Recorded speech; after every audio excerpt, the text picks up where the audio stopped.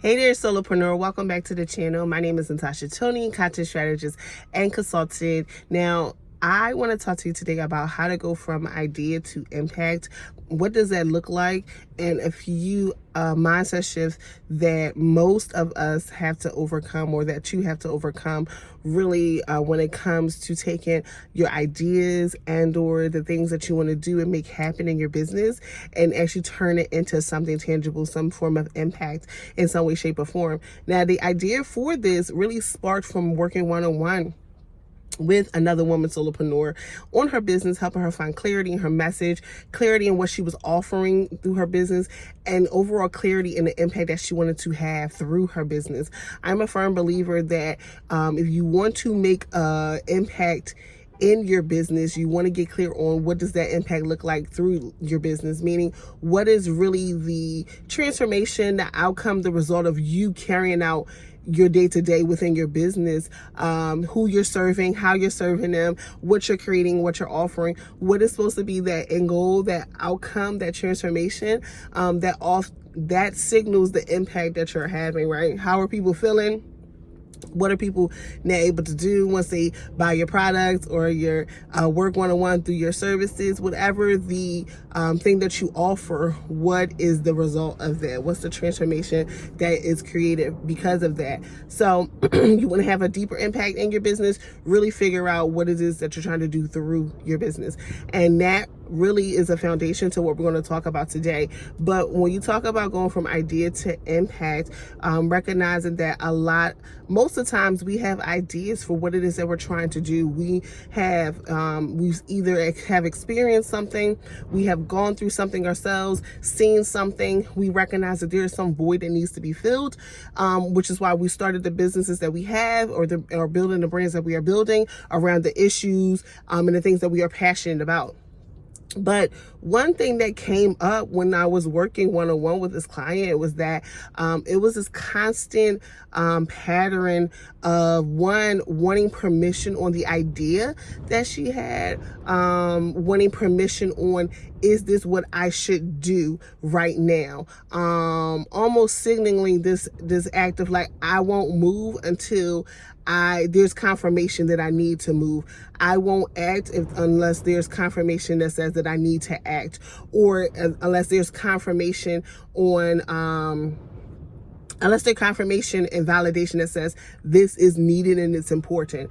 And if you didn't catch my video on why more people are not aware of your impact, which I talked about right before this video specifically, is that I broke down that your value obviously is innate. It's internal. Nobody sees it. Nobody can validate it. And it's really the combination of your life experience and your overall expertise. So when you put those two together and you create an overlap, that middle section is your value. That middle section is your impact, or what will lead to impact, right? When you carry out and you deliver that value in whatever the spaces that you're in, online and or in real life. So there's no need for you to validate or no want to be validated by your innate value. That's innate. No one's going to approve or disapprove of it. People may be drawn to it. Some people may not be drawn to it, but that doesn't necessarily mean that you have to get on here, and which is very prevalent online, where a lot of people get on here and they create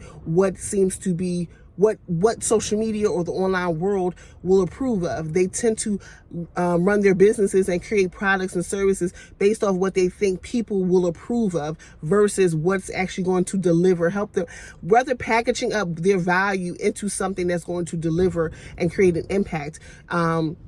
That's where a lot of us get stuck when it comes online and in real life, right? We create businesses, we develop products and services based off what we think people will approve of, what we think people will like, versus how do I package what I know, who I am, what I'm about, and my value into a product or service, something tangible that will create impact in someone's life. That's really the question that you want to ask yourself. And when you're moving from idea to impact, it doesn't take many steps, honestly. It's a lot of mindset shifting. One of that is recognizing that your value is innate. People can't give it to you. They can't take it away. It's innate to you.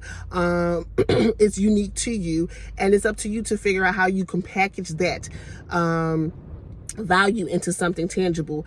And whether that idea be a product, that idea be a service, that idea be some type of experience like an event or something of that sort, whatever the idea is, a plan or whatever the idea is, it really has to be start with a mindset shift of, and how can I package my value into this idea, into this product, into this service, into this experience to create impact, right?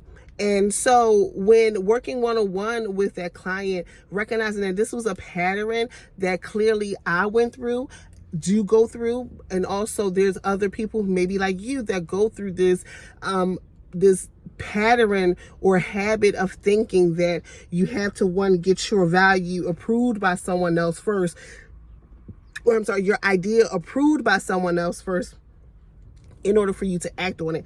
And that's not the case whatsoever. When you are looking to shift from like idea to impact, and I'm pulling up my notes because I want to make sure, a lot of times we're trying to make sure that we are validating the ideas that we have before we act on them. If it doesn't seem like people are interested, we're not going to do it. If it doesn't seem like people really resonate with what we have going on, we're not going to do it. Not realizing that there are people that will resonate with our message. There are people that will resonate with what it is that we're trying to do. We have to identify who those people are and speak directly to those people, market directly to those people, create for those people, and not for the masses that we think will, that we think should, like our idea, engage in our content, be drawn in by our marketing and things of that sort. So it's really connecting yourself to someone that, and whoever,